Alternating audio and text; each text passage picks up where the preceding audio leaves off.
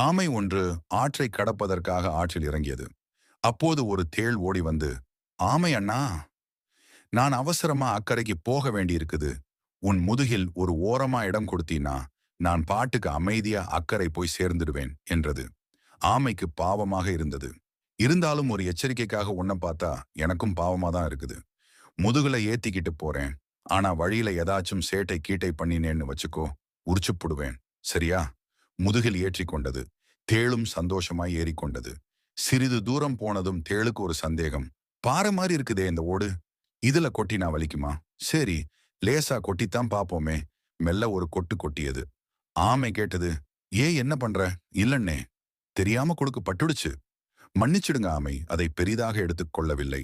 கரையை அடைய இன்னும் பாதி தூரம் இருந்தது. தேளுக்கு மீண்டும் ஒரு எண்ணம். லேசாக கொட்டியதால் தான் ஓடு கொஞ்சம் கூட அசையவில்லையோ? கொஞ்சம் அழுத்தமாக கொட்டினால்? சற்று அழுத்தமாகவே கொட்டியது. ஆனாலும் ஓடு கொஞ்சம் கூட அசையவில்லை. என்னடா தம்பி, புத்திய காட்டுறியா என்றது ஆமை. அட இல்லண்ணே, கொஞ்சம் வழுக்கிற மாதிரி இருந்தது. கொஞ்சம் கொடுக்கால அழுத்தி பிடிச்சிக்கிட்டேன். அதுக்க போய் பெருசா பேசுறியே என்றது தேள். ஆமை தலையை அசைத்துக் கொண்டே ஏதோ முணுமுணுத்துக் கொண்டே நீந்தியது. கொஞ்சம் நேரம் சென்றது. இப்போது கரைக்கு இன்னும் சில அடி தூரம்தான். இப்போது தேளுக்கு தைரியத்துடன் கொஞ்சம் அகங்காரமும் வந்துவிட்டது. நான் கொட்டுனா எவ்வளவு பெரிய யானையெல்லாம் அலறி ஓடும். சின்ன மிருகமா இருந்தா வாயில் நுரை தள்ளி செத்தே போகும். இந்த தம்மா தூண்டு ஆமை பயல் அசையக்கூட மாட்றானே. இதோ கரையும் நெருங்கிடுச்சு. கடைசியாக ஒரு தடவை கொட்டி பார்க்கலாம் என பலத்தை எல்லாம் திரட்டி அழுத்தமாக ஒரு போடு போட்டது. ஆமைக்கு இப்போது கோபம் வந்தது. நீ சரியா வரமாட்டே போலிருக்கே என்றது. தேளுக்கு கரையை நெருங்கிவிட்ட தைரியம்.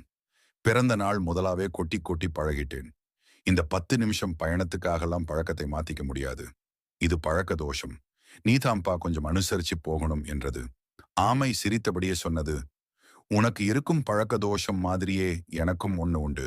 அது இதுதான் என்றபடியே நீருக்குள் மூழ்கி எழுந்தது. எழுந்து பார்த்தால் முதுகில் தேள் இல்லை. அது செத்து நீரின் மேல் மிதந்து போனதை கண்டது.